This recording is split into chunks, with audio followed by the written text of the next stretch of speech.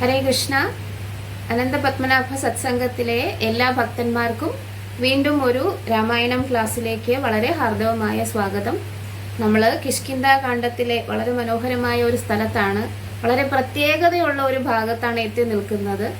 ശ്രീരാമചന്ദ്രമൂർത്തി, നിങ്ങളൊന്ന് ആലോചിച്ച് നോക്കൂ, ഭക്തൻ ഭഗവാനെ ആദ്യമായിട്ട് മുഖാമുഖം കാണുന്ന ഒരു സന്ദർഭത്തിന്റെ മനോഹാരിത എന്ന് പറയുന്നത് നമുക്ക് വാക്കുകൾ കൊണ്ട് വിവരിക്കാൻ പറ്റാത്തതാണ്. അത് എങ്ങനെയായിരിക്കും വാൽമീകി മഹർഷി കിഷ്കിന്ധ കാണ്ഡത്തിൽ വിവരിച്ചിരിക്കുന്നതെന്ന് എന്നും നമ്മൾക്ക് അത്ഭുതത്തോടുകൂടി മാത്രമേ കേൾക്കാൻ പറ്റുകയുള്ളൂ.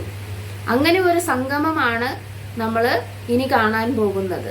അതിനു മുമ്പ് കഴിഞ്ഞ അധ്യായത്തിൽ, അതായത് കഴിഞ്ഞ ക്ലാസ്സിൽ നമ്മൾ എന്താണ് പറഞ്ഞത് എന്ന് ഞാൻ ഒന്നും കൂടി ചെറിയ ഒരു ചുരുക്കം, കഴിഞ്ഞ ക്ലാസ്സിൽ ഇല്ലാതിരുന്ന ആൾക്കാർക്ക് വേണ്ടിയിട്ട് ഒരു ചുരുക്കം, രത്ന ചുരുക്കം നമുക്ക് വിവരിക്കാം.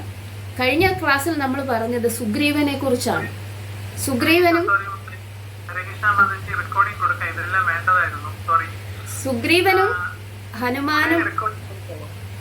സുഗ്രീവനും പിന്നെ ബാലിയും തമ്മിലുള്ള, ജ്യേഷ്ഠ അനുജന്മാർ തമ്മിലുള്ള യുദ്ധത്തെ കുറിച്ച് നമ്മൾ വളരെ കാര്യമായിട്ട് തന്നെ പറഞ്ഞു. ഈവൻ മാതംഗ ഋഷിയുടെ ശാപം കൊണ്ട് കയറാൻ പറ്റാതിരുന്ന ഋഷ്യമൂക പർവ്വതത്തിൽ വന്ന് സുഗ്രീവൻ തന്റെ അനുചരന്മാരോടൊപ്പം താമസിച്ചു എങ്കിലും അവിടെയും ആകാശമാർഗേണ വന്നിട്ട് എങ്ങനെയാണ് വാലി സുഗ്രീവനെ ബുദ്ധിമുട്ടിച്ചത് എന്നും രക്ഷകനായിട്ട് ഹനുമാൻ എങ്ങനെയാണ് എത്തുന്നത് എന്നും, അതിനുശേഷം വാലി ആ സ്ഥലത്തേക്ക് തിരിഞ്ഞുപോലും നോക്കിയിട്ടില്ല, കാരണം ഹനുമാനെ പേടിച്ചിട്ട്. പക്ഷെ അപ്പോഴാണ് പുതിയ ഒരു അപകടം വന്നിട്ട് താഴെ കൂടി, അതായത് ആ പർവ്വതത്തിന്റെ അടിവാരത്ത് പമ്പാ സരോവരം എന്ന് പറയുന്ന വളരെ മനോഹരമായിട്ടുള്ള തടാകത്തിന്റെ തീരത്തുകൂടെ ഒരു പുതിയ അപകടം ആര് കാണുന്നത്?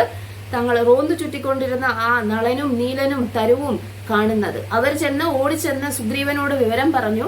എന്താണ് അപകടം? പുതിയ അപകടം. സുഗ്രീവൻ ഉറപ്പാണ്. കാരണം എന്താണ്? അവിടെ തന്നെ തിരഞ്ഞ ആരെങ്കിലും വരുന്നുണ്ടെങ്കിൽ അത് വാലി അയച്ചതല്ലാതെ വേറെ ആരായിരിക്കാനും സാധ്യതയില്ല. അതുകൊണ്ട് എന്തായാലും ഇനി തനിക്ക് രക്ഷപ്പെടാൻ വേറെ വഴിയൊന്നുമില്ല എന്ന് പറഞ്ഞു.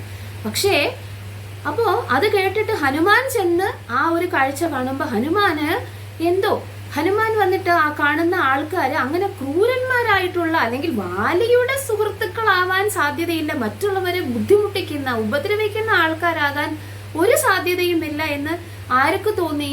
ഹനുമാന് തോന്നി. ഹനുമാൻ തന്റെ അന്തർഗതം വന്നിട്ട് സുഗ്രീവന്റെ അടുത്ത് പറയുമ്പോൾ സുഗ്രീവൻ പറയുന്നു, എനിക്ക് സത്യമാണ് അറിയേണ്ടത്. ഹനുമാനെ പോലെ മറ്റുള്ളവരുടെ മനസ്സിനെ വാക്കുകൾ കൊണ്ട് മനസ്സിലാക്കി എന്ത് ചെയ്യാൻ, അവരെ കുറിച്ച് പറഞ്ഞ് അറിയാൻ വേണ്ടിയിട്ട് അത്ര എക്സ്പേർട്ടാണ് ഹനുമാൻ. അതുകൊണ്ട് തന്നെ അവിടെ ഹനുമാന്റെ സഹായം തേടുകയാണ് ആര്? സുഗ്രീവൻ. എന്താണ് കാര്യം? ഹനുമാൻ വന്നിട്ട് വേഷപ്രച്ഛന്നനായി ഈ രണ്ട് രാജകുമാരന്മാരെ പോലെ തോന്നിക്കുന്ന, യോദ്ധാക്കളെ പോലെ തോന്നിക്കുന്ന, എന്നാൽ മുനിവേഷം ധരിച്ചിരിക്കുന്ന ഈ രണ്ട് കുമാരന്മാരുടെ അടുത്ത് ചെല്ലണം. ചെന്നിട്ട് എന്താണ് അവരുടെ ഉദ്ദേശം എന്ന് ആർക്ക് മനസ്സിലാക്കണം? സുഗ്രീവന് മനസ്സിലാക്കണം. ആര് മുഖേന? ഹനുമാൻ മുഖേന. അങ്ങനെ എന്തെങ്കിലും അപകടമുണ്ടെങ്കിൽ എന്ത് ചെയ്യാൻ പറ്റും? സുഗ്രീവന് രക്ഷപ്പെടാൻ പറ്റും. അതാണ് സുഗ്രീവൻ ഹനുമാന് കൊടുത്തിരിക്കുന്ന ദൗത്യം. അപ്പൊ ഹനുമാൻ വളരെയധികം കാര്യമായിട്ട് ഈ കാര്യങ്ങളെല്ലാം കേട്ട് ശ്രദ്ധിച്ച് എന്താണ് തന്റെ മാസ്റ്റർ അല്ലെങ്കിൽ സ്വാമിക്ക് വേണ്ടതെന്ന് മനസ്സിലാക്കിയിട്ട് ഹനുമാൻ വേഷപ്രച്ഛന്നനായി ഒരു ജരാനരകൾ ബാധിച്ച സന്യാസിയുടെ രൂപത്തിലാണ് എവിടേക്ക് പോകുന്നത്? ആ രണ്ട് ആൾക്കാരെ, അപരിചിതന്മാരായ ആ രണ്ട് ആൾക്കാരെ കാണാൻ വേണ്ടിയിട്ട് മലയടിവാരത്തിലേക്ക് പോകുന്നത്. അവിടെയാണ് നമ്മൾ കഴിഞ്ഞ തവണ നിർത്തിയത്.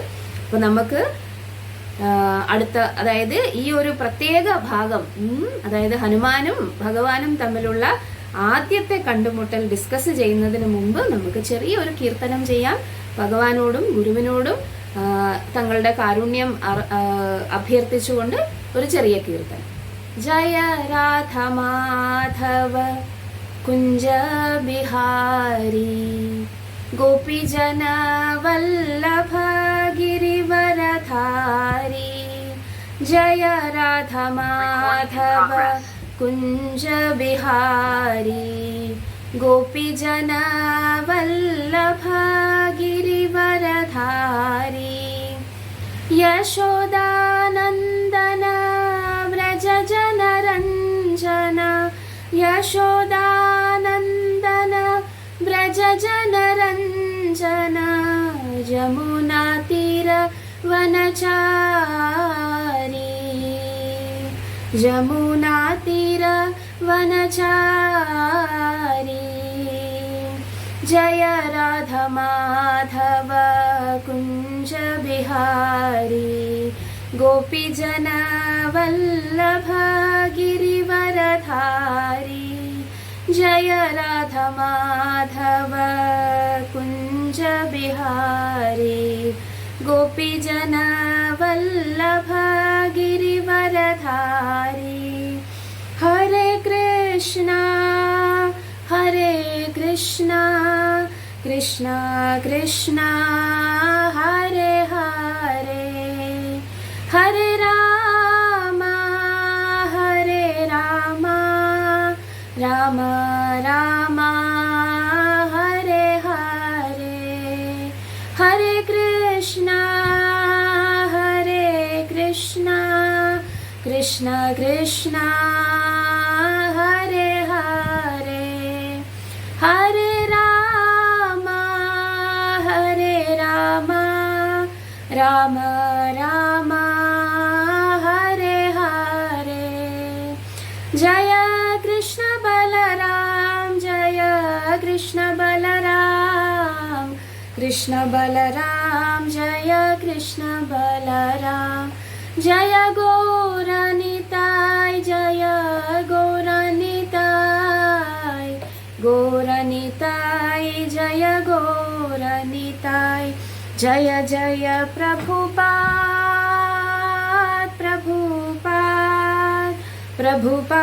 जय जय प्रभुपाद जय जय गुरुदेव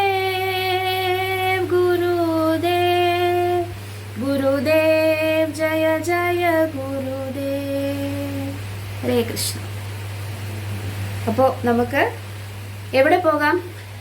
ഋഷ്യമുഖ പർവ്വതത്തിന്റെ താഴ്വാരത്ത് പമ്പാ സരോവരത്തിന്റെ തീരത്ത് നിന്ന് നടന്ന് ഋഷ്യമുഖ പർവ്വതത്തെ നോക്കി കാണുന്ന രാമന്റെയും ലക്ഷ്മണന്റെയും അടുത്തേക്ക് പോകാം. അവിടെ രാമലക്ഷ്മണന്മാര് ആ വലിയ പർവ്വതം മാതംഗ ഋഷിയുടെ ശിഷ്യ ശബരിയും പറഞ്ഞു. അത് മാത്രമല്ല കബന്ധൻ എന്ന വേഷത്തിൽ വന്നിരുന്ന ആ ഗന്ധർവനും പറഞ്ഞിരുന്നു ഒരു പ്രത്യേക ഒരു വർഗത്തിലുള്ള ജീവികളെയാണ് ഇനി രാമചന്ദ്രമൂർത്തിയും ലക്ഷ്മണനും കാണാൻ പോകുന്നത്. അവരെ കണ്ടുമുട്ടി കഴിഞ്ഞാൽ മാത്രമേ സീതാ അന്വേഷണത്തിന്റെ അടുത്ത പടവ് ആരംഭിക്കാൻ പോലും പറ്റുകയുള്ളൂ. രാമനെ പോലെ തുല്യ ദുഃഖിതനായിട്ടുള്ള ഒരു പ്രത്യേക വർഗത്തിലുള്ള ജീവി ആരാണ്? അതൊരു വെറും കുരങ്ങന്മാരല്ല, അവർ വാനരന്മാരാണ് എന്ന് ആര് പറയുന്നു? മാതംഗ ഋഷിയുടെ ശിഷ്യയായ ശബരിയും കബന്ധനും പറഞ്ഞിരിക്കുന്നതിനനുസരിച്ച് ആ പമ്പാ സരോവരത്തിന്റെ തീരത്ത് നിന്ന് ഋഷിമുഖ പർവ്വതത്തിന്റെ അടുത്തേക്ക് നടക്കവേ രാമലക്ഷ്മണന്മാർ ആ പർവ്വതത്തെ നോക്കി കാണുകയാണ്. വളരെ ഉയരമുള്ള പർവ്വതത്തെ നോക്കിക്കൊണ്ട് രാമൻ വന്നിട്ട് ലക്ഷ്മണനോട് പറയുകയാണ്, നോക്കൂ ലക്ഷ്മണ, ഈ മലനിരകൾ എന്ന് പറയുന്നത് വളരെയധികം പുണ്യമാണെന്നാണ് മഹർഷിമാർ പറയുന്നത്. ഇത് സ്വയം ബ്രഹ്മാവ് സൃഷ്ടിച്ചതാണ് ഈ മലനിരകൾ. അദ്ദേഹം എന്നിട്ട് പ്രവചിക്കുകയും ചെയ്തു. ആര്? ബ്രഹ്മദേവൻ. എന്താണ് പ്രവചിച്ചിരിക്കുന്നത്? ആരെങ്കിലും ഈ പർവ്വത നിരകളിൽ വന്നിട്ട് ഉറങ്ങുന്ന സമയത്ത്, കിടന്നുറങ്ങുന്ന സമയത്ത് സ്വർണം സ്വപ്നം കാണുകയാണെങ്കിൽ എണീക്കുന്ന സമയത്ത്, അതായത് അദ്ദേഹം സുഷുപ്തിയിൽ നിന്നും ഉണരുന്ന സമയത്ത് ആ സ്വർണം അദ്ദേഹത്തിന് ലഭിക്കുന്നതായിരിക്കും എന്നാണ് ബ്രഹ്മദേവൻ പ്രവചിച്ചിരിക്കുന്നത്. മാത്രമല്ല പാപിയായ ഒരാൾക്ക് പോലും ഈ പർവ്വതനിരകളിൽ സ്വന്തം കാൽ കുത്താൻ സാധിക്കുകയില്ല. അത്രയധികം പുണ്യവാന്മാരായ ഋഷിമാർ അധിവസിക്കുന്ന സ്ഥലമാണ് ഈ പർവ്വതനിരകൾ, അതായത് ഋഷ്യമുഖ പർവ്വതം എന്ന് പറയുന്നത്. രാമചന്ദ്രമൂർത്തി ഈ കഥകളെല്ലാം വന്നിട്ട് വളരെ ആശ്ചര്യത്തോടു കൂടി ആ ഋഷ്യമുഖ പർവ്വതത്തെ നോക്കിക്കൊണ്ട് രാമചന്ദ്രമൂർത്തി പറയുകയാണ് ലക്ഷ്മണനോട് ഈ കാര്യങ്ങളൊക്കെ. ലക്ഷ്മണനാണെങ്കിൽ വളരെ ഉയർന്ന പർവ്വതനിരകളെ ഇങ്ങനെയാണ് നോക്കുന്നത്. കൈ ഇങ്ങനെ വെച്ചിട്ട് നോക്കുകയാണ്. അതിന്റെ അളവും വ്യാപ്തിയും ആഴവും ഒക്കെ നോക്കി മനസ്സിലാക്കുകയാണ്. അപ്പൊ ലക്ഷ്മണൻ രാമചന്ദ്രമൂർത്തിയോട് ചോദിച്ചു, ജ്യേഷ്ഠ, ഈ പർവ്വതനിരകളെ കാണുമ്പോൾ കബന്ധന്റെ വാക്കുകളാണ് എന്റെ ചെവിയിൽ മുഴങ്ങുന്നത്. കാരണം അദ്ദേഹം പറഞ്ഞ ആ ഒരു വാനരന്മാർ അല്ലെങ്കിൽ അഭൂതപൂർവമായ ജനസിലുള്ള ആ ഒരു കുരങ്ങന്മാരെ കുറിച്ച് വളരെ വളരെ അത്ഭുതത്തോടു കൂടിയാണ് ഞാൻ അവരെ കാണാൻ വേണ്ടിയിട്ട് ഇവിടെ കാത്തിരിക്കുന്നത്. എനിക്ക് അറിയുകയില്ല എന്തുകൊണ്ടാണ് ഈ വാനര എന്നുള്ള പേര് അവർക്ക് കിട്ടിയതെന്ന്. എന്തായിരിക്കാം ആ പേര് കേട്ടപ്പോൾ മുതലേ അതിന്റെ അർത്ഥം എന്താണ് എന്ന് ഞാൻ ചിന്തിക്കുകയുണ്ടായി. വാ നര എന്നാണ് അതിന്റെ അർത്ഥം. അതായത് നിങ്ങൾ നരന്മാരാണോ എന്ന്. കുരങ്ങുകളോട് അങ്ങനെ ചോദിക്കേണ്ട ആവശ്യം എന്താണ്? നിങ്ങൾ നരന്മാരാണോ എന്ന്. എന്തായിരിക്കും അതിന്റെ അർത്ഥം എന്ന് ലക്ഷ്മണൻ ചോദിക്കുകയുണ്ടായി. എന്നിട്ട് ലക്ഷ്മണൻ രാമചന്ദ്രമൂർത്തിയെ നോക്കുമ്പോ ലക്ഷ്മണന്റെ വാക്കുകൾ കേൾക്കുന്നോറും രാമചന്ദ്രമൂർത്തിയുടെ മുഖത്ത് ഒരു ചെറിയ പുഞ്ചിരി, അർത്ഥവത്തായിട്ടുള്ള ഒരു പുഞ്ചിരി വരുന്നു. ആ പുഞ്ചിരി കാണുമ്പോഴേ ലക്ഷ്മണൻ അറിയാം തനിക്ക് അറിയാവുന്നതിൽ കൂടുതൽ ഈ കാര്യത്തിൽ ജ്യേഷ്ഠൻ അറിയാം. പക്ഷെ അദ്ദേഹം ഇപ്പോ ആ കാര്യം പറയാൻ വേണ്ടിയിട്ട് ഉദ്ദേശിക്കുന്നില്ല എന്ന്. അത്തരത്തിൽ ഒരു ഗൂഢമായ പുഞ്ചിരിയാണ് ജ്യേഷ്ഠന്റെ മുഖത്ത് ഉള്ളത് എന്ന് ആർക്ക് മനസ്സിലായി? ലക്ഷ്മണന് മനസ്സിലായി. അദ്ദേഹം എപ്പോഴും അങ്ങനെയാണ്. ചില കാര്യങ്ങൾ താൻ ചോദിച്ചു കഴിഞ്ഞിട്ടുണ്ടെങ്കിൽ അതിന് ഉചിതമായിട്ടുള്ള സമയത്ത് മാത്രമേ അതിന്റെ ഉത്തരം കിട്ടുകയുള്ളൂ. കാരണം എന്താണ്? നേരത്തെ പറഞ്ഞാൽ അതിനനുസരിച്ച് മനസ്സിലാക്കാനുള്ള ക്ഷമത തനിക്ക് ഉണ്ടാവുകയില്ല എന്ന് ജ്യേഷ്ഠന് നന്നായിട്ടറിയാം. അതുകൊണ്ട് തന്നെ ചില ഉത്തരങ്ങൾ സമയത്ത് മാത്രമേ രാമചന്ദ്രമൂർത്തി വെളിവാക്കുകയുള്ളൂ. എന്നാലും ജ്യേഷ്ഠന്റെ അടുത്തു നിന്ന് ആ ഉത്തരങ്ങൾ എങ്ങനെയാണ് ചികഞ്ഞെടുക്കേണ്ടത് എന്ന് ലക്ഷ്മണൻ അറിയാം. പക്ഷെ എന്നാലും ഇപ്പോ ആ ഉത്തരത്തിന് അല്ലെങ്കിൽ ആ ചോദ്യത്തിനുള്ള ഉത്തരം ലക്ഷ്മണൻ വന്നിട്ട് എന്ത് ചെയ്യുന്നില്ല, പ്രതീക്ഷിക്കുന്നില്ല. കാരണം യഥാസമയമാകുമ്പോൾ എന്തായാലും ജ്യേഷ്ഠൻ തന്നോട് അത് പറയും. എന്താണ് ചോദ്യം? എന്തുകൊണ്ടാണ് അവരെ വാ നര എന്ന് വിളിക്കുന്നത്? അതായത് നിങ്ങൾ നരന്മാരാണോ എന്നാണ് അതിന്റെ ചോദ്യം, അല്ലെ? വാ നര എന്ന് വിളിക്കുന്നത്. അപ്പോ ഈ ഒരു സമയത്ത് രാമചന്ദ്രമൂർത്തി കുറച്ചു മുന്നേ ശബരി അവർക്കൊരു ഭൂപടം വരച്ചു കൊടുത്തു, എങ്ങനെയാണ് ഋഷ്യമുഖ പർവ്വതത്തിലേക്ക് പോകേണ്ടത് എന്ന്. അങ്ങനെ ആ ഒരു പോകുന്ന സമയത്ത് രാമചന്ദ്രമൂർത്തി കുറച്ചൊന്ന് മുമ്പിലേക്കാണ് പോകുന്നത്. അപ്പൊ പെട്ടെന്ന് അദ്ദേഹം അവിടെ ഒരു കാഴ്ച കണ്ടിട്ട് എന്ത് ചെയ്യുന്നു? സ്തബ്ധനായിട്ട് നിൽക്കുന്നു. അപ്പൊ ലക്ഷ്മണനും പുറകെ ചെന്നിട്ട് അദ്ദേഹം ചെന്ന സ്ഥലത്തേക്ക് നോക്കുമ്പോൾ ശരിയാണ്, രാമചന്ദ്രമൂർത്തി പറയുകയാണ് ഇത് അസംഭവ്യമാണ്, ഇത് എങ്ങനെ സാധ്യമാകും എന്നാണ് അദ്ദേഹം പറയുന്നത്.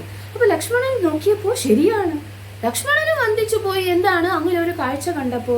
നോക്കുമ്പോ ഒരു വളരെ ജരാനരകൾ ബാധിച്ച് ഒരു സന്യാസി ജീർണിച്ച വസ്ത്രങ്ങളും പുതച്ച് കയ്യിലൊരു ഊന്നുവടിയും പിടിച്ചു. കാരണം അത്രയ്ക്ക് വീക്കാണ്, ബലഹീനനാണ്. ആ ഊന്നുവടിയിലാണ് തന്റെ ശരീരത്തിന്റെ മുഴുവൻ ഭാരവും ഊന്നിയിരിക്കുന്നത്. അതുകൊണ്ട് തന്നെ കൂനി വളഞ്ഞാണ് നിൽക്കുന്നത്. അതിന്റെ കൂടെ കയ്യിൽ ഒരു ഭിക്ഷാപാത്രവും ഉണ്ട്. അവരെ നോക്കിക്കൊണ്ട് ദൂരെ നിൽക്കുകയാണ്, ആ പർവ്വതത്തിന്റെ അടിവാരത്ത് നിൽക്കുകയാണ്. അപ്പോ ഈ രാമചന്ദ്രമൂർത്തി പറഞ്ഞത് ശരിയാണ്. ലക്ഷ്മണൻ ചിന്തിക്കുകയാണ്, ഈ ഒരു അവസരം അല്ലെങ്കിൽ ഈ ഒരു സന്ദർഭം എന്ന് പറയുന്നത് അത്ര ശരിയായ സന്ദർഭമായിട്ട് തോന്നുന്നില്ല. ഈ ഒരു ആരും ഇല്ലാത്ത കൊടുങ്കാട്ടില് ഒരു സന്യാസി വന്നിട്ട് ഈ ദാനം ചോദിച്ച് അല്ലെങ്കിൽ ആരോട് ഭിക്ഷ യാചിക്കാൻ വേണ്ടിയിട്ടാണ് ഇവിടെ നിൽക്കുന്നത്. അപ്പോ ആ സന്യാസിയെ നോക്കി അവര് നിൽക്കുമ്പോ പതുക്കെ പതുക്കെ പതുക്കെ ആ സന്യാസി വടിയും കുത്തിപ്പിടിച്ച് എന്ത് ചെയ്യുന്നു? അവരുടെ അടുത്തേക്ക് നടന്നു വരുന്നു. പെട്ടെന്ന് അവരെ കണ്ടതും സന്യാസിയുടെ ശരീരം വന്നിട്ട് വിറയ്ക്കാൻ തുടങ്ങി, മുട്ടുകൾ വിറയ്ക്കാൻ തുടങ്ങി. അങ്ങനെ പതുക്കെ പതുക്കെ വിറച്ച് ആ വിറ എവിടേക്ക് പടർന്നു? തന്റെ നട്ടലിൽ കൂടെ പടരുന്നത് ആ സന്യാസി അറിഞ്ഞു. എന്നിട്ട് കൈകൾ വിറയ്ക്കാൻ തുടങ്ങി, കൈയും കാലുകളും ഒക്കെ വിറയ്ക്കാൻ തുടങ്ങി. ശരീരത്തിലെ വന്നിട്ട് ബോൺസ്, അതായത് അസ്ഥികൾ മുഴുവൻ മെൽറ്റ് ചെയ്ത് പോകുന്നത് പോലെ, ഉരുകി പോകുന്നത് പോലെയാണ് ആർക്ക് തോന്നിയത്? ആ സന്യാസിക്ക് തോന്നിയത്. ഹൃദയം പടപടാമിടിക്കാൻ തുടങ്ങി. കണ്ണുകളിലാണെങ്കിൽ ധാരധാരയായിട്ട് കണ്ണുകൾ നിറഞ്ഞു ഒഴുകാൻ തുടങ്ങി. തന്റെ കയ്യിലിരിക്കുന്ന ഊന്നുവടിയും ഒക്കെ വിറച്ച് താഴെ പോയി, ആ ഭിക്ഷാപാത്രവും താഴെ പോയിരിക്കുന്നു. എന്താണ് തനിക്ക് സംഭവിക്കുന്നതെന്ന് സന്യാസിക്കും മനസ്സിലാകുന്നില്ല. ആരാണിത്? ഹനുമാനും മനസ്സിലാകുന്നില്ല എന്താണ് തനിക്ക് സംഭവിക്കുന്നതെന്ന്. ആ അപരിചിതന്മാരുടെ കണ്ണുകൾ തന്റെ കണ്ണുമായിട്ട് കൂട്ടുമുട്ടിയപ്പോൾ തന്റെ ശരീരത്തിൽ എന്തു തരത്തിലുള്ള പ്രതിഭാസമാണ് നടക്കുന്നത് എന്ന് ഹനുമാനും മനസ്സിലാകുന്നില്ല. പക്ഷെ കുറച്ചു നേരം കഴിഞ്ഞപ്പോ ഹനുമാൻ പെട്ടെന്ന് സമചിത്തത വീണ്ടെടുത്ത് ലജ്ജ തോന്നി ഹനുമാൻ ഇങ്ങനെ അവരുടെ മുന്നിൽ ഇങ്ങനെ വിറച്ചുകൊണ്ട് നിൽക്കാൻ വേണ്ടിയിട്ട്. അതുകൊണ്ട് തന്നെ ആ ഊന്നുവടിയും ഭിക്ഷാപാത്രവും എല്ലാം എടുത്ത് ഇങ്ങനെ അവരെ നോക്കിക്കൊണ്ടേ നിന്നു. അവര് ആ നിൽപ്പ് വന്നിട്ട് ഹനുമാൻ ശ്രദ്ധിക്കുകയാണ്, ഈ രണ്ടു പേര് ആരാണ്? മുനികുമാരന്മാരെ പോലെ തോന്നിക്കുന്ന രാജകുമാരന്മാരോ അതോ രാജകുമാരന്മാരെ പോലെ തോന്നിക്കുന്ന മുനികളോ? ഹനുമാൻ ചിന്തിക്കുകയാണ്, ആരാണ് ഇവര്? അവരുടെ ചുറ്റിനും നടക്കുന്ന കുറച്ച് കാര്യങ്ങൾ കൂടി ശ്രദ്ധിച്ചപ്പോൾ ഹനുമാൻ വീണ്ടും വന്നിട്ട് അത്ഭുതമാണ് വരുന്നത്. ഹനുമാൻ നോക്കുമ്പോൾ ഒരുപാട് വന്യമൃഗങ്ങൾ വന്നിട്ട് അവരുടെ ചുറ്റിനും കൂടിയിട്ട് ഇടയ്ക്കിടയ്ക്ക് വന്നിട്ട് അവരുടെ കാൽക്കൽ വന്ന് സ്നേഹമസൃണമായിട്ട് തലോടിയും നക്കിയും അല്ലെങ്കിൽ അവരെ മണപ്പിച്ചും ഒക്കെ പോകുന്നു. സ്വന്തം കുട്ടികൾ, അതായത് കടുവയും പുലിയും സിംഹവും ഒക്കെ എന്താണ് സ്വന്തം കുട്ടികളെ സ്നേഹിക്കുന്നത് പോലെയാണ് ഈ കുമാരന്മാരെ വന്നിട്ട് നോക്കിയും സ്പർശിച്ചും മണത്തും ഒക്കെ പോകുന്നത്. ഹനുമാന് മനസ്സിലാകുന്നില്ല എന്തുകൊണ്ടാണ് വന്യമൃഗങ്ങൾ ഇങ്ങനെ ചെയ്യുന്നത് എന്ന് മനസ്സിലാകുന്നില്ല. അത് മാത്രമല്ല, വന്യമൃഗങ്ങൾ മാത്രമല്ല, അവർ വരുന്ന വഴിയിൽ വൃക്ഷങ്ങൾ പോലും അവർക്ക് ആദരവ് പ്രകടിപ്പിക്കുന്നത് പോലെ വളഞ്ഞ് അവരുടെ മുൻപിൽ ശിരസ് നമിക്കുന്നത് പോലെ ഹനുമാന് തോന്നി. അതെന്തുകൊണ്ടാണ് അങ്ങനെ അവര് ഈ ആൾക്കാർ ആരാണ്, ദൈവിക ശക്തി തോന്നിക്കുന്ന ഈ ആൾക്കാർ ആരാണ് എന്നൊക്കെ ഹനുമാന് വന്നിട്ട് എന്ത് ചെയ്യുകയാണ്, സംശയം തോന്നുകയാണ്. എന്തുകൊണ്ടാണ് വന്യജീവികൾ ഇത്രയധികം ആദരവ് പ്രകടിപ്പിക്കുന്നത്?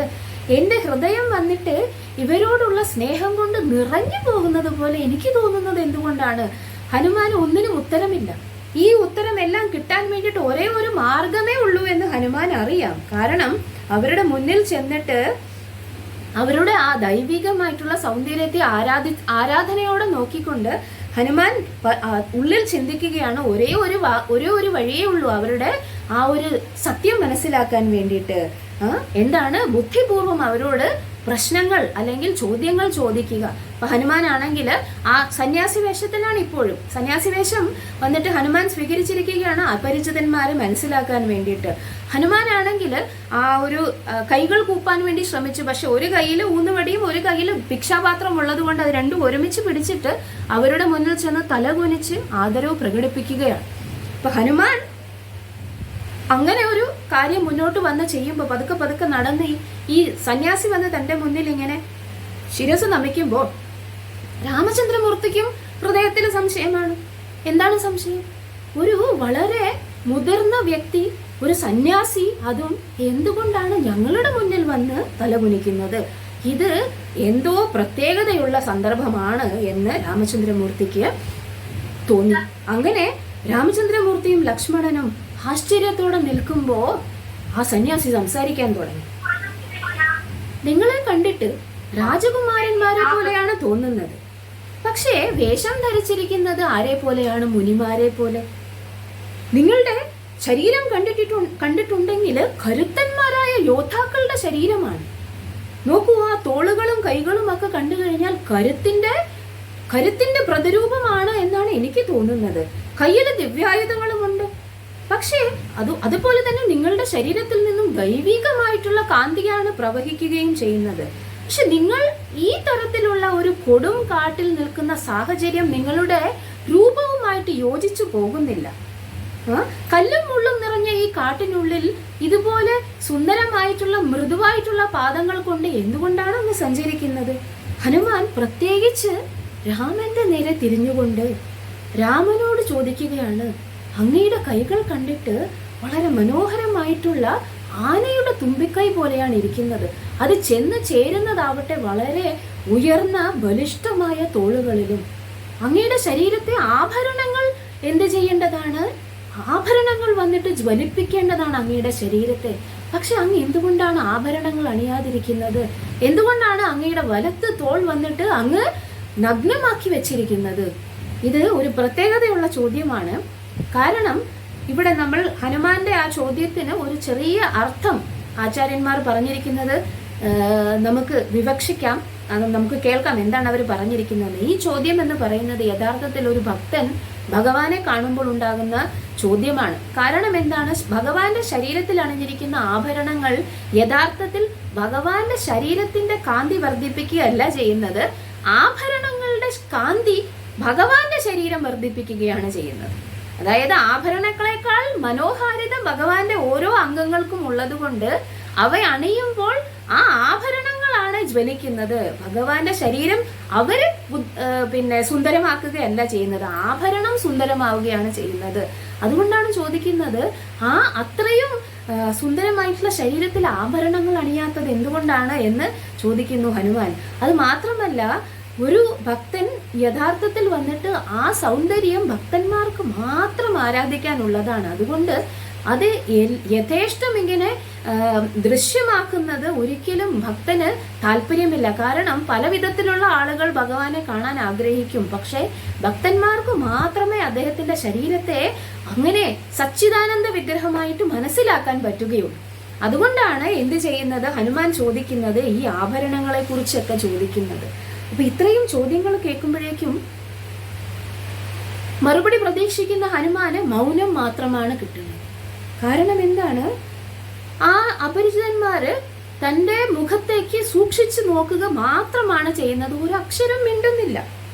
ഹനുമാനാണെങ്കിൽ അവരുടെ ആ ഒരു കണ്ണിൽ നിന്നുമുള്ള ഭാവം കാണുമ്പോൾ ഹനുമാനെ അളക്കുന്നത് പോലെയാണ് ഹനുമാനല്ല സന്യാസി അളക്കുന്നത് പോലെയാണ് എന്ത് ചെയ്യുന്നത്, ഹനുമാന് തോന്നുന്നത്, അല്ലെങ്കിൽ സന്യാസിക്ക് തോന്നുന്നത്. ഹനുമാൻ ഈ പ്രകാരം അവരെ സൂക്ഷിച്ച് സാഹൂതം അവരുടെ ആ ദൈവികമായിട്ടുള്ള ശരീരത്തെ നോക്കിക്കൊണ്ടിരിക്കുമ്പോ അവരും തിരിച്ച് അതുപോലെ ഹനുമാനെ ശ്രദ്ധിക്കുകയാണ്. ആരെ ശ്രദ്ധിക്കുകയാണ്? സന്യാസിയെ ശ്രദ്ധിക്കുകയാണ്.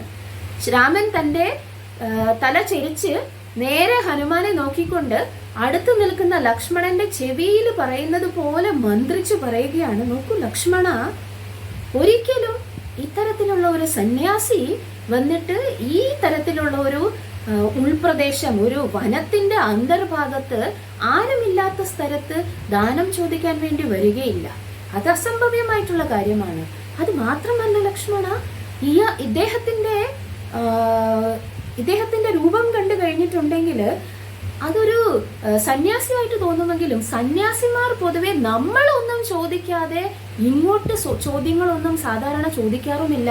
ഇതെന്തോ ഒരു പ്രത്യേകതയുള്ള സന്ദർഭമാണ്. ഒന്നുകിൽ ഇത് വേഷപ്രച്ഛന്നനായി വന്നിരിക്കുന്ന ഏതോ അസുരനായിരിക്കാം, അല്ലെങ്കിൽ ഇത് വളരെ ബുദ്ധിമാനായിട്ടുള്ള ഒരു ദൂതനായിരിക്കാനാണ് വഴി. എന്തായാലും ഇത് വന്നിട്ട് ആകസ്മികമായിട്ടുള്ള ഒരു കണ്ടുമുട്ടലല്ല ഈ സന്യാസി നമ്മളെ കണ്ടുമുട്ടിയത്. ഇത് വളരെ ഒരു പ്ലാൻ അല്ലെങ്കിൽ ഒരു പദ്ധതി പോലെയാണ് എനിക്ക് തോന്നുന്നത് എന്ന്. തന്റെ കണ്ണുകൾ ആരുടെ നേരെയാണ്? ഹനുമാന്റെ നേരെയാണ്. പക്ഷെ രാമചന്ദ്രമൂർത്തി ലക്ഷ്മണനോട് പറയുകയാണ് ഈ കാര്യങ്ങളൊക്കെ. അവരുടെ കണ്ണുകളിലെ സംശയം കണ്ടപ്പോ എന്താണ്, ലക്ഷ്മണനും മനസ്സിലായി, രാമനും മനസ്സിലായി. ഹനുമാൻ അവരുടെ കണ്ണുകളിലെ സംശയം കണ്ടപ്പോ ഹനുമാന് മനസ്സിലായി അവർക്കും എന്നെ കുറിച്ച്, തന്റെ വ്യക്തിത്വത്തെ കുറിച്ച് സംശയമുള്ളത് കൊണ്ടാണ് ഈ പ്രകാരം തന്നോടൊന്നും സംസാരിക്കാതെ ഇരിക്കുന്നതെന്ന്. അപ്പോ ഈ സന്യാസി തന്റെ കയ്യിലിരുന്ന ഭിക്ഷാപാത്രം മുമ്പിലേക്ക് നീട്ടിക്കൊണ്ട് അവരോട് പറയുകയാണ്, ഞാനൊരു സന്യാസിയാണ്. ഈ വനത്തിനുള്ളിൽ കൂടി ആര് കടന്നു പോകുന്നുവോ അവരോട് ഞാൻ ഭിക്ഷ യാചിക്കാറാണ് പതിവ്. എന്റെ വഴിയിൽ കൂടി കടന്നു പോകുന്നു, എനിക്ക് കിട്ടുന്നു, അതിൽ തൃപ്തനായിക്കൊണ്ട് ഈ വനത്തിൽ ഞാൻ വസിക്കുന്നു. നിങ്ങളുടെ വ്യക്തിത്വത്തെ എനിക്ക് വ്യക്തമാക്കി തന്നാലും എന്ന് പറഞ്ഞു. രാമൻ ആ ചോദ്യം കേട്ടതും രാമൻ തിരിച്ചു ഒരു ചോദ്യം ചോദിച്ചു. ആരോട്? ആ സന്യാസിയോട്. അപ്പോ ആ സന്യാസി ചോദ്യം കേട്ടതും സ്തബ്ധനായി പോയി. എന്ത് ചോദ്യമാണ് ചോദിച്ചത്? അദ്ദേഹത്തിന്റെ ജീവിതത്തിലെ ഒരു വളരെ രഹസ്യമായിട്ടുള്ള ഒരു കാര്യം ആ അപരിചിതനായിട്ടുള്ള വ്യക്തി രാമൻ കണ്ടുപിടിച്ചു എന്ന് സന്യാസിക്ക് മനസ്സിലായി. എന്താണ് ചോദ്യം ചോദിച്ചത്? അങ്ങ് യഥാർത്ഥത്തിൽ ഒരു യാചകനാണെങ്കിൽ അല്ലെങ്കിൽ ഒരു സന്യാസിയാണെങ്കിൽ എന്തുകൊണ്ടാണ് അങ്ങയുടെ കഴുത്തിൽ അമൂല്യമായിട്ടുള്ള ഒരു വജ്രമാല കാണപ്പെടുന്നത്? അങ്ങേക്ക് ഇത്ര വിലപിടിപ്പുള്ള ഒരു വജ്രമാല സ്വന്തം കഴുത്തിൽ ധരിക്കാമെങ്കിൽ പിന്നെ എന്തുകൊണ്ടാണ് അങ്ങേക്ക് ഈ ഭിക്ഷാപാത്രവുമായിട്ട് യാചിക്കാൻ വേണ്ടി നടക്കേണ്ടി വരുന്നത് എന്ന് ചോദിച്ചു. ഇത് യാചകന് യോജിച്ച കാര്യമാണെന്ന് എനിക്ക് തോന്നുന്നില്ല എന്ന് പറഞ്ഞുകൊണ്ട് രാമചന്ദ്രമൂർത്തി നിർത്തിയതും ഹനുമാന്റെ കണ്ണ് തള്ളിപ്പോയി. കാരണം എന്താണ്? ഹനുമാൻ ആകെപ്പാടെ വിറയ്ക്കാൻ തുടങ്ങി. കയ്യിലുണ്ടായിരുന്ന ഭിക്ഷാപാത്രവും താഴെ വീണു, ആ ഊന്നുവടിയും താഴെ വീണു. ഹനുമാൻ ആക്ച്വലി വന്നിട്ട് എന്തായി ആശയക്കുഴപ്പത്തിലായി പോയി. എന്നിട്ട് ചോദിക്കുകയാണ്, അങ്ങേക്ക് എന്റെ ഈ വജ്രമാല കാണാൻ പറ്റുന്നുണ്ടോ? ഹനുമാൻ ചോദിക്കുന്നത് കേട്ടപ്പോ രാമൻ ആകെപ്പാടെ കൺഫ്യൂസ്ഡ് ആയിപ്പോയി. എന്റെ വജ്രമാല അങ്ങേക്ക് കാണാൻ പറ്റുന്നുണ്ടോ? ഒബ്വിയസ്ലി കാണാൻ പറ്റുന്നത് കൊണ്ടല്ലേ രാമചന്ദ്രമൂർത്തി ചോദിച്ചത് എന്ന് രാമചന്ദ്രമൂർത്തിക്ക് ആകെപ്പാടെ കൺഫ്യൂഷൻ ആയിപ്പോയി, ആകെപ്പാടെ ആശയക്കുഴപ്പത്തിലായിപ്പോയി. എന്തുകൊണ്ടാണ് ഇദ്ദേഹം ഇങ്ങനെ ചോദിക്കുന്നത്? ഇപ്പോ രാമചന്ദ്രമൂർത്തി അങ്ങനെ അത്ഭുതപരണ്ടായി നിൽക്കുമ്പോൾ രാമചന്ദ്രമൂർത്തി ലക്ഷ്മണനെ നോക്കിയത്, ലക്ഷ്മണനാണെങ്കിൽ ഇങ്ങനെ തോളും പിന്നെ ചുളിച്ചുകൊണ്ട് വജ്രമാലയോ എന്ന് അങ്ങോട്ടും ഇങ്ങോട്ടും നോക്കിക്കൊണ്ട് അദ്ദേഹത്തിന്റെ കഴുത്തിൽ ശ്രദ്ധിച്ചുകൊണ്ട് നിൽക്കുന്നതാണ്. അപ്പൊ ലക്ഷ്മണനോട് രാമചന്ദ്രമൂർത്തി ചോദിച്ചു, ലക്ഷ്മണ നീ കാണുന്നില്ലേ അദ്ദേഹത്തിന്റെ കഴുത്തിലുള്ള വജ്രമാല? അപ്പൊ ലക്ഷ്മണൻ ജ്യേഷ്ഠനെ നോക്കിയിട്ട് പറഞ്ഞു, ഇല്ല, എനിക്ക് വജ്രമാലയോ അതൊരു ജപമാല, കഴുത്തിലൊരു ജപമാല മാത്രമേ കാണുന്നുള്ളൂ. അത് ഒരുപാട് നാളായിട്ട് ജപിച്ചത് കൊണ്ട് വളരെ മിനുസമായിട്ടിരിക്കുന്നു, അത് മാത്രമേ ഞാൻ കാണുന്നുള്ളൂ എന്ന് പറഞ്ഞു. അപ്പൊ കണ്ണുകളിൽ നിറഞ്ഞ് അശ്രുക്കളും തൂകിക്കൊണ്ട് ആ സന്യാസിക്ക് എന്ത് ചെയ്തു? സന്യാസി തന്റെ കാലിൽ മുട്ടുകുത്തി അദ്ദേഹത്തിന്റെ രാമചന്ദ്രമൂർത്തിയുടെ മുന്നിൽ ദണ്ഡനമസ്കാരം ചെയ്തു. എന്നിട്ട് കണ്ണുകളെല്ലാം നിറച്ച് അദ്ദേഹത്തെ ആദരവ് കൊണ്ട് ഭഗവാന്റെ രാമന്റെ പാദത്തിൽ വന്നിട്ട് തന്റെ ശിരസ് സമർപ്പിച്ചുകൊണ്ട് അദ്ദേഹം കണ്ണ് നിറഞ്ഞുകൊണ്ട് പറയുകയാണ്, ഞാൻ ഇത്ര നാളും ഇതിനു വേണ്ടിയാണ് കാത്തിരുന്നത്. എന്റെ ജീവിതം മുഴുവനും ഈ ഒരു നിമിഷത്തിന് വേണ്ടിയാണ് ഞാൻ കാത്തിരുന്നത്. എന്റെ അമ്മ പറഞ്ഞത് സത്യമായിരുന്നു. എന്റെ സ്വാമിയെ തിരക്കി ഞാൻ എവിടെയും പോകേണ്ട ആവശ്യമില്ല. എന്റെ ഉടമസ്ഥൻ, എന്റെ സ്വാമി, എന്റെ പ്രഭു എന്നെ തിരക്കി വരുമെന്ന് എന്റെ മാതാവ് പറഞ്ഞിരുന്നു. അപ്പോഴേക്കും സന്യാസി വേഷമൊക്കെ അപ്രത്യക്ഷമായി അവരുടെ മുന്നിൽ ആ വളരെ മനോഹരനായിട്ടുള്ള ഹനുമത് രൂപം വന്നിട്ട് പ്രദർശിപ്പിച്ചുകൊണ്ട് അദ്ദേഹം രാമന്റെ കാൽക്കൽ, രാമന്റെ പാദത്തിൽ തന്റെ ശിരസിനെ അവിടെ വെച്ചുകൊണ്ട് കണ്ണുനീർ കൊണ്ട് തന്റെ പ്രഭുവിന്റെ പാദങ്ങൾ, രാമപാദത്തെ അഭിഷേകം ചെയ്തു. എന്നിട്ട് അദ്ദേഹം ആ പൊസിഷനിൽ, അല്ലെങ്കിൽ അദ്ദേഹം തന്റെ ശിരസ് അതേ രാമചന്ദ്രമൂർത്തിയുടെ പാദത്തിൽ സമർപ്പിച്ചുകൊണ്ട് അങ്ങനെ കിടക്കുമ്പോൾ തന്റെ ഭൂതകാലം ആണ് ആർക്ക് ഓർമ്മ വരുന്നത്? ഹനുമാൻ ഓർമ്മ വരുന്നത്. അങ്ങനെ ശ്രീരാമചന്ദ്രമൂർത്തി ആദ്യമായിട്ട് കാണുന്ന ഹനുമാൻ എന്താണ് തന്റെ രഹസ്യം എന്നതിനെ കുറിച്ച് ഇങ്ങനെ ഭൂതകാലത്തിലേക്ക് നമ്മളെ കൊണ്ടുപോവുകയാണ്.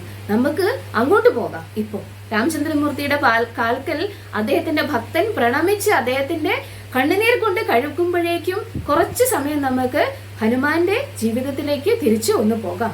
അവിടെ ഒരു ദിവസം ഇന്ദ്രലോകത്തില് ദേവേന്ദ്രന്റെ രാജധാനിയിൽ വന്നിട്ട് വളരെ ഒരു പ്രത്യേകതയുള്ള ഒരു സന്ദർഭമാണ്. എന്താണെന്ന് വെച്ചാൽ അന്ന് വരെ നടന്നിട്ടില്ലാത്ത ഒരു കാര്യമാണ് അവിടെ സംഭവിച്ചിരിക്കുന്നത്. സൂര്യദേവൻ അപ്രത്യക്ഷനായിരിക്കുന്നു. അവിടെ എല്ലാം ഇരുട്ട് പരക്കുന്നു. അഗ്നിദേവന്റെ ശരീരത്തിലെ പ്രകാശം ഒഴിച്ച് ബാക്കിയുള്ള സ്ഥലത്ത് എല്ലാം ഇരുട്ടാണ്. ആർക്കും ഒന്നും കാണാൻ പറ്റുന്നില്ല. ദേവന്മാരെല്ലാം വന്നിട്ട് അങ്ങോട്ടും ഇങ്ങോട്ടും ഇടിച്ച് മറിഞ്ഞു വീഴുമെന്നുള്ള അവസ്ഥയിലാണ് അവിടെ എല്ലാം പരതി നടക്കുന്നത്. എന്താണ് എന്ന് അവർക്ക് മനസ്സിലാകുന്നില്ല. ഇന്ദ്രനാണെങ്കിൽ ഒന്നുമേ അറിയാതെ തന്റെ സിംഹാസനത്തിൽ ഇരിക്കുമ്പോൾ ഇതുവരെ അങ്ങനെ സംഭവിച്ചിട്ടില്ല. ഇപ്പോ ദേവലോകത്തിൽ അല്ലെങ്കിൽ ആ ഒരു പ്രപഞ്ചത്തിൽ മുഴുവൻ വന്നിട്ട് എന്തായി മാറിയിരിക്കുന്നു? ഇരുട്ടായി മാറിയിരിക്കുന്നു. ദേവേന്ദ്രൻ എഴുന്നേറ്റു. ദേവേന്ദ്രന് എന്താണ് ദേഷ്യം വരുന്നത് പോലെയാണ് തോന്നിയത്. അദ്ദേഹം എണീച്ചു നിന്നുകൊണ്ട് എല്ലാവരോടുമായിട്ട് പറഞ്ഞു, ഈ അവസ്ഥയ്ക്ക് കാരണക്കാരായിരിക്കുന്നത് ആരാണ് എന്ന് എനിക്ക് അറിയണം. ഇതിന്റെ ആദ്യം മുതൽ എന്താണ് ഇവിടെ സംഭവിച്ചിരിക്കുന്നതെന്ന് ദൃക്സാക്ഷികളായിട്ടുള്ള ആരെങ്കിലും ഉണ്ടെങ്കിൽ എന്നോട് ആ കാര്യങ്ങളെല്ലാം വിശദീകരിച്ചു പറയണം എന്ന് പറഞ്ഞു. അവിടെ ഉണ്ടായിരുന്ന ഈ ഒരു അത്ഭുതകരമായിട്ടുള്ള പ്രതിഭാസത്തിന് ദൃക്സാക്ഷികളായിരുന്ന ദേവന്മാരെല്ലാം അദ്ദേഹത്തോട് വന്ന് പറയുന്ന കാര്യം ഓർത്തിട്ട് അത് കേട്ടിട്ട് ദേവേന്ദ്രന് വിശ്വസിക്കാൻ പറ്റുന്നില്ല. അസംഭവ്യം, ദേവേന്ദ്രൻ പറയുകയാണ്, അസംഭവ്യമാണിത്. ഒരു കുട്ടിക്കുരങ്ങൻ സൂര്യദേവനെ വിഴുങ്ങിയെന്നാണോ നിങ്ങൾ പറയുന്നത്? അങ്ങോട്ടും ഇങ്ങോട്ടും ഉലാത്തിക്കൊണ്ട് ദേവേന്ദ്രൻ വിശ്വസിക്കാനാവാതെ പറയുകയാണ്, ഇത് വിശ്വസിക്കണമെന്നാണോ ഞാൻ വിചാരിക്കുന്നത്? നിങ്ങൾ വിചാരിക്കുന്നത് ഞാനിത് വിശ്വസിക്കണമോ? ഒരു കുട്ടിക്കുരങ്ങൻ, അതും എന്താണ് വിശപ്പ് കൊണ്ട് അവൻ ഒരു പഴമാണെന്ന് കരുതി സൂര്യദേവനെ വിഴുങ്ങിയെന്നോ?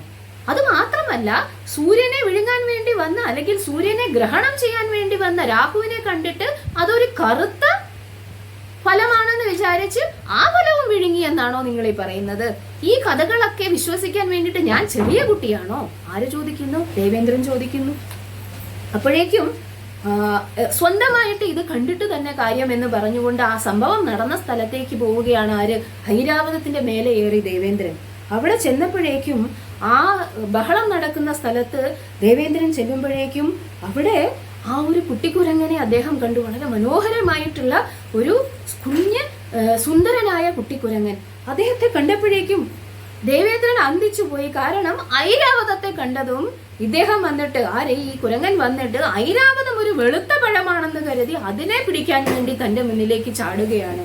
അപ്പൊ ഇതും കൂടി കണ്ടപ്പോഴേക്കും ഇന്ദ്രനാണെങ്കിൽ ഐരാവതത്തിന്റെ മേലെ നിന്നും ചാടി ഇറങ്ങുകയും അതേ സമയം തന്നെ തന്റെ വജ്രായുധം ആ കുട്ടിയുടെ മേൽ പ്രയോഗിക്കുകയും ചെയ്തു.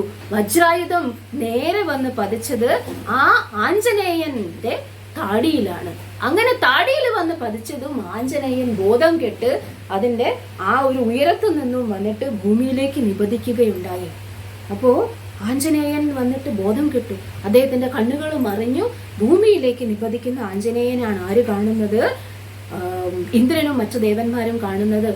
ആഞ്ജനേയന്റെ ആ ഒരു പ്രവൃത്തിയിൽ വന്നിട്ട് ആഞ്ജനേയന്റെ വായ തുറക്കവേ സൂര്യദേവനും രാഹുവും വന്നിട്ട് അദ്ദേഹത്തിന്റെ വായിൽ നിന്നും പുറത്തു വരികയും ചെയ്തു. അപ്പോഴേക്കും ലോകം മുഴുവൻ പ്രകാശമാനമാവുകയും ചെയ്തു.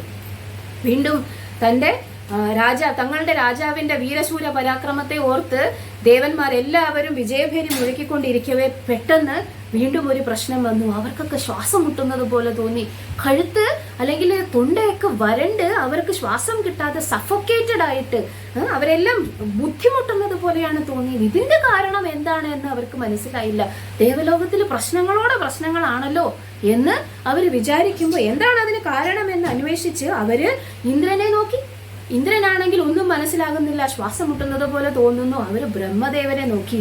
ബ്രഹ്മദേവന്റെ ദൃഷ്ടി, എല്ലാം അറിയുന്ന ബ്രഹ്മദേവന്റെ ദൃഷ്ടി എങ്ങോട്ടാണ്? ഭൂമിയിലെ ഒരു പ്രത്യേക സ്ഥലത്തേക്കാണ് എന്നവർക്ക് മനസ്സിലായി. അവിടെ ബ്രഹ്മദേവൻ കാണുന്നത് ഒരു പ്രത്യേക ഭൂപ്രദേശത്ത് ഒരു വലിയ ഗുഹ. ആ ഗുഹയിലേക്കാണ് ബ്രഹ്മദേവൻ നോക്കുന്നത്. അവിടെയാണ് ഈ കാരണം അല്ലെങ്കിൽ ഇതിന്റെ എല്ലാം കാരണമെന്ന് ബ്രഹ്മദേവന് മനസ്സിലായതും എല്ലാവരും ചേർന്ന് ആ ഗുഹയിലേക്കാണ് പോകുന്നത്. അവര് ആ ഗുഹയിലേക്ക് ചെല്ലുമ്പോൾ അവിടെ ബ്രഹ്മദേവൻ കാണുന്നു ആ കുട്ടി. ആരാണ്? ഇന്ദ്രദേവൻ ഇപ്പോ തന്റെ വജ്രായുധം ഉപയോഗിച്ച് ആക്രമിച്ച ആ കുട്ടി ആഞ്ജനേയൻ. അത് ആരാണ്? യഥാർത്ഥത്തിൽ വായുദേവന്റെ പുത്രനാണ്. കേസരി എന്ന് പറയുന്ന വാനരന്റെയും അഞ്ജന എന്ന് പറയുന്ന ആ വാനര പത്നിയുടെയും മകനായി ഭൂജാതനായ വായുദേവന്റെ അംശമാണ്, വായുദേവന്റെ പുത്രനാണ് ആര്? ആഞ്ജനേയൻ. അപ്പൊ ആഞ്ജനേയൻ വന്നിട്ട് ഇപ്രകാരം ദേവന്മാരെല്ലാം ചേർന്നിട്ട്, അതും ഇന്ദ്രനും കൂടി ചേർന്ന് തന്റെ ഹരേ കൃഷ്ണ, കുറച്ചു നേരത്തേന് നമ്മുടെ നെറ്റ് അൺസ്റ്റേബിൾ ആയിപ്പോയി. അപ്പൊ നമുക്ക് കഥ തുടരാൻ. എവിടെയാണ് നമ്മൾ വായുദേവന്റെ പുത്രനായ ആഞ്ജനേയനെ തിരക്കി എവിടെ വരികയാണ്? ബ്രഹ്മദേവനും മറ്റു ദേവന്മാരും അവിടെ വന്നു. അദ്ദേഹം വായുദേവനാണെങ്കിൽ വളരെയധികം ദേഷ്യത്തിലാണ്. കാരണം എന്താണ്? തന്റെ ആ ചെറിയ കുട്ടി ആഞ്ജനേയന്റെ അടുത്ത് ഇത്രയധികം ക്രൂരതയാണ് ദേവന്മാർ കാണിച്ചത്. അത്രയധികം നിഷ്കളങ്കനായ കുട്ടിയെ എന്ത് ചെയ്യുകയാണ്? വജ്രായുധം കൊണ്ട് ഇത്ര ക്രൂരമായിട്ട് ഉപദ്രവിച്ചിരിക്കുന്നു. അവൻ മരിക്കാറായിരിക്കുന്നു. അതുകൊണ്ട് ഈ ക്രൂരത കാണിച്ച ദേവന്മാരോട് പിണങ്ങിയിട്ട് എന്ത് ചെയ്യുകയാണ്? വായുദേവൻ തന്റെ പകരം വീട്ടുകയാണ്. ആ പ്രപഞ്ചത്തിലുള്ള വായു സഞ്ചാരത്തെ മുഴുവൻ വന്നിട്ട് പിൻവലിച്ചുകൊണ്ട് അവിടെ എല്ലാം ശ്വാസം കിട്ടാതെ ബുദ്ധിമുട്ടുന്ന അവസ്ഥ ഉണ്ടാക്കിയിരിക്കുകയാണ് വായുദേവൻ. അപ്പോ ബ്രഹ്മദേവനാണെങ്കിൽ ആ കുട്ടിയുടെ അടുത്ത് ചെന്ന് നിന്നു. ആ വളരെ മനോഹരനായിട്ടുള്ള ആ ബാലന്റെ അടുത്ത് ചെന്ന് നിന്നിട്ട് അദ്ദേഹത്തിന്റെ കൈകൾ കൊണ്ട് അവനെ പതുക്കെ തടവി. ആഞ്ജനേയനാണെങ്കിൽ പതുക്കെ കണ്ണു തുറന്ന് നോക്കുമ്പോഴേക്കും വളരെ പ്രത്യേകതയുള്ള വ്യക്തിത്വങ്ങളാണ് മുമ്പിൽ ചുറ്റും നിൽക്കുന്നത്. ആഞ്ജനേയൻ ആകെ അത്ഭുതമായി. എന്താണ് ചുറ്റും നോക്കി നിൽക്കുമ്പോഴത്തെ അത്ഭുതത്തോടുകൂടി ഈ കുട്ടി കുരങ്ങൻ അവിടെയെല്ലാം നോക്കുമ്പോൾ കാണുന്നത് സൂര്യനെയും അഗ്നിയെയും ഒക്കെ കാണുമ്പോൾ അവന് മനസ്സിലായി എന്തോ വളരെ പ്രത്യേകതയുള്ള വ്യക്തിത്വങ്ങളാണ് തന്റെ ചുറ്റിനും നിൽക്കുന്നത് എന്ന്. അപ്പോ വളരെ ചെറിയ ഒരു പുഞ്ചിരിയോടുകൂടി അവൻ എഴുന്നേറ്റ് നിന്നു. എന്നിട്ട് തന്റെ കൈകൾ കൂപ്പിക്കൊണ്ട് ആ വ്യക്തിത്വങ്ങൾക്ക് ആര്? ഹനുമാൻ, ആഞ്ജനേയൻ വന്നിട്ട് എന്ത് ചെയ്തു? ആദരവർപ്പിച്ചുകൊണ്ടിരുന്നു. അപ്പോൾ ബ്രഹ്മദേവനാണ് ആദ്യം സംസാരിക്കാൻ തുടങ്ങിയത്. ആഞ്ജനേയനെ അവര് എന്തുകൊണ്ട് മൂടി എന്നാണ് പറയുന്നത്? അനുഗ്രഹങ്ങൾ കൊണ്ട് മൂടി എന്നാണ് പറയുന്നത്. എന്തൊക്കെയാണ് കിട്ടിയ അനുഗ്രഹങ്ങൾ ആഞ്ജനേയന്? ബ്രഹ്മദേവൻ പറയുകയാണോ, ആഞ്ജനേയ ഞാൻ അങ്ങേക്ക് വരം നൽകുകയാണ്. ദീർഘായുഷ്മാൻ ഭവ, ചിരഞ്ജീവി ഭവ. ഞാൻ ജീവിച്ചിരിക്കുന്നിടത്തോളം, ബ്രഹ്മലോകത്ത് ഞാൻ ജീവിച്ചിരിക്കുന്നിടത്തോളം കാലം അങ്ങേക്ക് ആയുസ് ഉണ്ടായിരിക്കും. ചിരഞ്ജീവി ഹനുമാൻ. പിന്നെ ബ്രഹ്മദേവൻ ഈ പ്രകാരം അദ്ദേഹത്തിന്റെ വളരെ കാരുണ്യപൂർവമായിട്ടുള്ള അനുഗ്രഹം ഹനുമാന് കൊടുത്തപ്പോ എല്ലാ ദേവന്മാരും വന്നിട്ട് തങ്ങളുടെ അനുഗ്രഹങ്ങൾ ഹനുമാന്റെ മേൽ വാരി ചൊരിയുകയാണ്. ആദ്യം വന്നിട്ട് അഗ്നിദേവനാണ് പറയുന്നത്. എന്താണ്? അല്ലയോ ആഞ്ജനേയ, അങ്ങേക്ക് അഗ്നിക്കിരയായി നാശമുണ്ടാകാതെ ഇരിക്കട്ടെ. അങ്ങയുടെ ശരീരം വന്നിട്ട് ഫയർ റെസിസ്റ്റന്റ് ആയിരിക്കും എന്നാണ് അഗ്നി കൊടുത്ത വരം. അതിനുശേഷം വായുദേവൻ പറഞ്ഞു, നിനക്ക് എന്നെ പോലെ വേഗത ഉണ്ടാവട്ടെ, മനസ്സിന്റെ വേഗത ഉണ്ടാവട്ടെ നിനക്ക് എന്ന് പറഞ്ഞു. യമരാജനാണെങ്കിൽ അദ്ദേഹത്തിന് കൊടുത്ത വരം എന്ന് പറയുന്നത് ആരോഗ്യവും നിത്യ യൗവനവുമാണ്. ഹനുമാന് വന്നിട്ട് യമരാജൻ കൊടുത്തത് നശിക്കാത്ത ആരോഗ്യവും നിത്യ യൗവനവും. എല്ലാ ഉദ്യമങ്ങളിലും വിജയം ഉണ്ടാകട്ടെ എന്നാണ് കുബേരൻ അവിടത്തേക്ക്, അതായത് ആഞ്ജനേയന് അല്ലെങ്കിൽ ഹനുമാൻ സ്വാമിക്ക് കൊടുത്ത വരം. എന്താണ്? എല്ലാ ഉദ്യമങ്ങളിലും വിജയം ഉണ്ടാവട്ടെ എന്ന്. തീർന്നില്ല, ഇനിയുമുണ്ട് ആൾക്കാർ. എന്താണ്? വരുണദേവൻ വന്നിട്ട് അദ്ദേഹത്തിന്റെ അനുഗ്രഹം കൊടുക്കുകയാണ്. ആർക്ക്? ആഞ്ജനേയന്. ഹനുമാനോട് പറഞ്ഞു, അങ്ങേക്ക് ജലത്തിൽ ഒരിക്കലും അപകടം, ഒരു ജലജീവികളാലും അല്ലെങ്കിൽ ജലത്തിൽ അങ്ങേക്ക് ഒരിക്കലും അപകടം ഉണ്ടാവുകയില്ല. ഇനി പിന്നെ വിശ്വകർമാവ് അദ്ദേഹത്തിന് കൊടുത്ത അനുഗ്രഹം എന്താണ്? ഒരു ആയുധങ്ങൾ കൊണ്ടും അങ്ങയെ മുറിവേൽപ്പിക്കാൻ പറ്റുകയില്ല, ഒരു ആയുധങ്ങൾ കൊണ്ടും അങ്ങേക്ക് അപകടം ഉണ്ടാവുകയില്ല. തീർന്നില്ല, സൂര്യദേവൻ അദ്ദേഹത്തെ കൊടുത്ത വരം എന്ന് പറയുന്നത് എന്താണ്? അതീവ ബുദ്ധിമാനായിരിക്കും അങ്ങ്. എന്നെ പോലെ ശോഭിക്കുന്ന അത്യുജ്വലമായിട്ടുള്ള ബുദ്ധിശക്തിയും ശരീരവുമായിരിക്കും അങ്ങേക്കുണ്ടാവുന്നത്. അത് മാത്രമല്ല, ഇച്ഛയ്ക്കനുസരിച്ച് വേഷപ്രച്ഛന്നനാകാനുള്ള, അങ്ങയുടെ ശരീരത്തെ ഏത് അളവിലും കൂട്ടാനും കുറയ്ക്കാനും വേഷപ്രച്ഛന്നനാകാനുമുള്ള കഴിവാണ് സൂര്യദേവൻ ആർക്ക് കൊടുത്തത്? ഹനുമാന് കൊടുത്തത്. അതിനുശേഷം ധന്വന്തരി ഒരു പ്രത്യേക തരത്തിലുള്ള വരമാണ് ഹനുമാന് കൊടുക്കുന്നത്. ധന്വന്തരി പറയുകയാണ് അദ്ദേഹത്തോട്, അങ്ങേക്ക് എല്ലാ തരത്തിലുമുള്ള ഔഷധങ്ങളിലുമുള്ള ജ്ഞാനം ഞാൻ വരമായി നൽകുകയാണ്. ഏതൊരു സസ്യത്തിന്റെയും ഏതൊരു പുഷ്പത്തിന്റെയും ഏതൊരു പഴത്തിന്റെയും ഔഷധ ഗുണത്തെക്കുറിച്ച് മാത്രമല്ല, അങ്ങയുടെ കൈകൊണ്ട് ആ ഔഷധം ആർക്കെങ്കിലും കൊടുക്കുന്നുണ്ടെങ്കിൽ അതിന്റെ ഫലം 100 ഇരട്ടി ഉണ്ടാകുന്നതായിരിക്കും.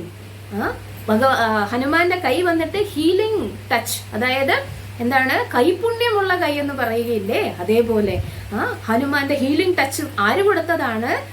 ധന്വന്തരി മൂർത്തിയാണ് അദ്ദേഹത്തിന് ആ വരം കൊടുക്കുന്നത്. അതിനുശേഷം ബൃഹസ്പതിയാണ് അദ്ദേഹത്തോട് പറഞ്ഞത്, അല്ലയോ ആഞ്ജനേയ, ഞാൻ ആയുർവേദത്തിന്റെ എല്ലാ ജ്ഞാനവും അങ്ങേക്ക് പകർന്നു നൽകുന്നു എന്ന്. അത് മാത്രമല്ല, ഏറ്റവും അവസാനം ഇതിനെല്ലാത്തിനും കാരണക്കാരനായിട്ടുള്ള ഒരു വ്യക്തി അവിടെ നിൽപ്പുണ്ട്. ആരാണ്? ഇന്ദ്രദേവൻ. ഇന്ദ്രദേവനാണെങ്കിൽ എല്ലാവരും സംസാരിച്ചു കഴിഞ്ഞതിന് ശേഷം പതുക്കെ വന്നിട്ട് ആരോട് വളരെ നാണക്കേട് അല്ലെങ്കിൽ ലജ്ജയാണ് ഇന്ദ്രദേവന് തോന്നുന്നത്. താൻ കാരണമാണ് ഈ കുട്ടിക്ക് ഇങ്ങനെ, അതായത് ഒരു ചെറിയ കുട്ടിയെ വജ്രായുധം കൊണ്ട് എന്ത് ചെയ്തിരിക്കുന്നു? ഉപദ്രവിച്ചിരിക്കുന്നു. അതുകൊണ്ട് ഇന്ദ്രദേവൻ വളരെ നാണത്തോടു കൂടി വന്ന് പറയുകയാണ് ആരുടെ അടുത്ത്? ഹനുമാന്റെ അടുത്ത്, അല്ലയോ ആഞ്ജനേയ, അങ്ങയുടെ താടിയിൽ വന്നിട്ട് എന്റെ വജ്രായുധം കൊണ്ട് മുറിവേറ്റതിനാൽ, തകർന്ന താടിയിലുള്ളതിനാൽ അങ്ങയെ ഇനി ഹനുമാൻ എന്നറിയപ്പെടും. ഇന്നു മുതൽ അങ്ങ് ചെയ്യുന്ന എല്ലാ പ്രവൃത്തിയും ലോകം മുഴുവൻ അറിയപ്പെടും. എന്നേക്കാൾ മികച്ചവനായിട്ട് ലോകം അങ്ങയെ അറിയപ്പെടും എന്ന് പറഞ്ഞു. ശരിയാണല്ലേ? ഇന്ദ്രനെ കുറിച്ച് പറയുന്നതിലും കൂടുതൽ രാമഭക്തന്മാർ ഈവൻ രാമനെ കുറിച്ച് പറയുന്നതിനേക്കാൾ കൂടുതൽ രാമഭക്തന്മാർ ഹനുമാനെ കുറിച്ച് പറയാറുണ്ട്. അപ്പോ ആഞ്ജനേയനോട് പറയുകയാണ്, ഹനുമാൻ എന്ന പേര് അദ്ദേഹത്തിന് അങ്ങനെയാണ് ലഭിച്ചത്. ഇന്ദ്രദേവൻ തന്റെ വജ്രായുധം കൊണ്ട് അദ്ദേഹത്തിന്റെ താടി തകർന്നതിനാൽ, ആ തകർന്ന താടിയിലുള്ളത് കൊണ്ടാണ് അദ്ദേഹത്തിന് ഹനുമാൻ എന്ന് പറയുന്നത്. അതിനുശേഷം ഹനുമാനോട് പറയുകയാണ്, അങ്ങയുടെ കീർത്തി ഈ പ്രപഞ്ചത്തിൽ എങ്ങും വ്യാപിക്കുന്നതായിരിക്കും. എന്റെ വജ്രായുധം ഏൽക്കയാൽ അങ്ങയുടെ ശരീരത്തിന്റെ ഓരോ അംഗങ്ങൾക്കും വജ്രത്തിന്റെ ശക്തി ഉണ്ടായിരിക്കും. അതുകൊണ്ട് തന്നെ അദ്ദേഹത്തിന് ഇനിയൊരു പേരും കിട്ടി, വജ്രാംഗൻ എന്നായിരിക്കും അദ്ദേഹത്തിന്റെ പേര്. ബജ്റംഗ് ബലി എന്ന് നമ്മള് മാറ്റി മാറ്റി പറയുന്നതാണ്. ശരിക്കും ആ പേരെന്ന് പറയുന്നത് വജ്രാംഗൻ എന്നാണ്.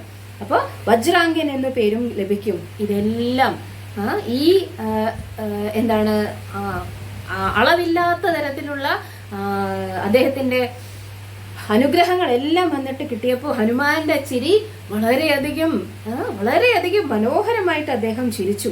എന്നിട്ട് പക്ഷെ അദ്ദേഹത്തെക്കാൾ കൂടുതൽ വന്നിട്ട് സന്തോഷം ആർക്കായിരുന്നു? ഹനുമാനെക്കാട്ടിലും കൂടുതൽ സന്തോഷം അദ്ദേഹത്തിന്റെ പിതാവായ വായുദേവനാണ് ഉണ്ടായിരുന്നത്. ആക്ച്വലി വായുദേവൻ ഹനുമാൻ ഇങ്ങനെ വീഴാൻ തുടങ്ങിയപ്പോഴേ തന്നെ അദ്ദേഹത്തെ രക്ഷിച്ചുകൊണ്ട് ആ ഗുഹയ്ക്കുള്ളിൽ പോയതാണ്. അങ്ങനെയാണ് ഈ ദേവന്മാരെല്ലാം കൂടി ചേർന്ന് അദ്ദേഹത്തിന്റെ ആ ഗുഹയിൽ വന്നിട്ട് അദ്ദേഹത്തെ കാണാതായത്.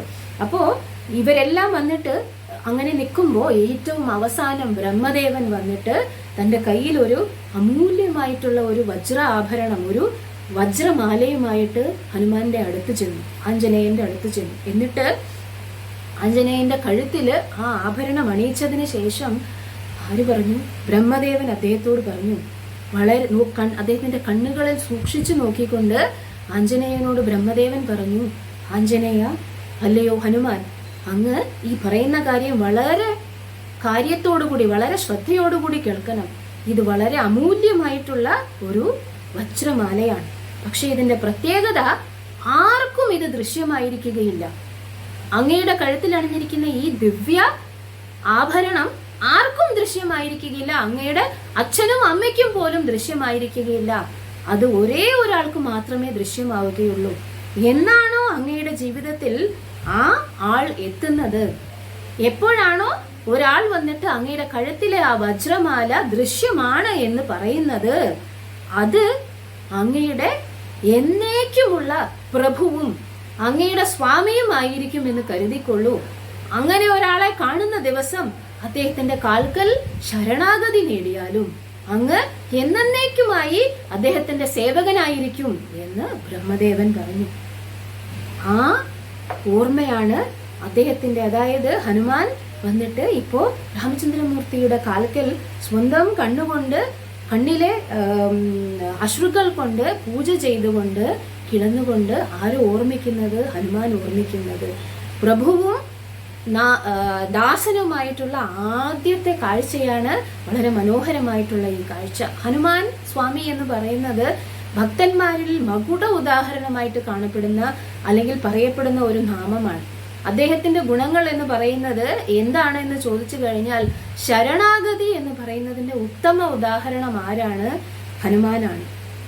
ആഞ്ജനേയൻ വന്നിട്ട് ശ്രീരാമചന്ദ്രമൂർത്തിക്ക് എങ്ങനെയാണോ സ്വയം സമർപ്പിച്ചത്, ഒരു ഭക്തൻ ഭഗവാന് സ്വയം സമർപ്പിക്കേണ്ടത് അങ്ങനെയാണ് എന്ന് പറയും.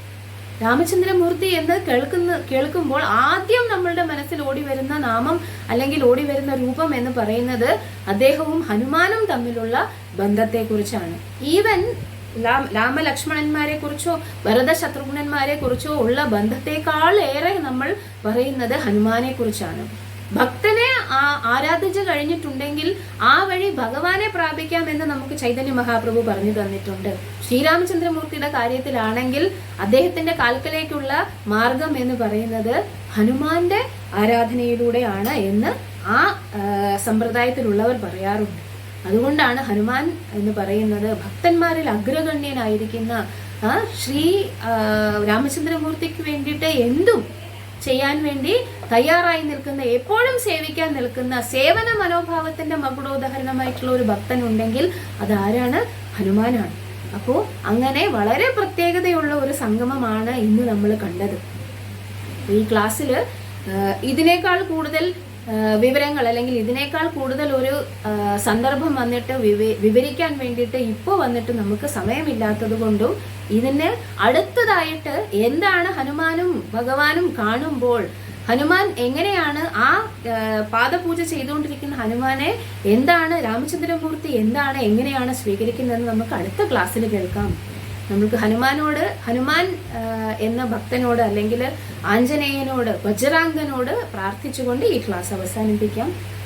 മനോജവം മാരുതതുല്യ വേഗം ജിതേന്ദ്രിയം ബുദ്ധിമതാം വരിഷ്ഠം വദാത്മജം വാനരയൂഥമുഖ്യം ശ്രീരാമദൂതം ശരണം പ്രപദ്യേ. മനോജവം മാരുതതുല്യവേഗം ജിതേന്ദ്രിയം ബുദ്ധിമതാം വരിഷ്ഠം വദാത്മജം വാനരയൂഥമുഖ്യം ശ്രീരാമദൂതം ശരണം പ്രപദ്യേ. ഹരേ കൃഷ്ണ.